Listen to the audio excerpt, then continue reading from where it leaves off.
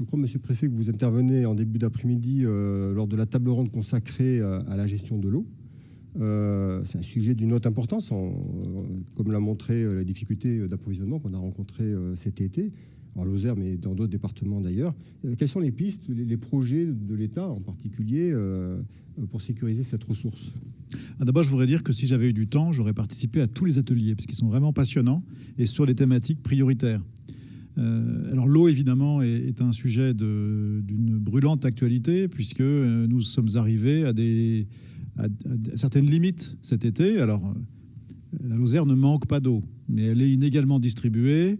Et donc, il a fallu faire preuve d'ingéniosité à tous les niveaux, d'ailleurs, parce que la première ingéniosité, elle était locale. Et puis, l'État ou le département n'ont été appelés en soutien que quand il y avait une difficulté au plan local pour se débrouiller avec les moyens du bord. Donc, la première des pistes qu'il faudra déployer, c'est d'abord celle d'écouter d'écouter ce qui se dit sur le terrain. Les questions de l'eau sont très locales. Elles sont des sujets centraux depuis des temps immémoriaux. On a eu tendance à oublier que, parce qu'il y a eu des facilités d'approvisionnement en eau, que c'est un sujet qui a mobilisé, préoccupé tous les anciens longtemps.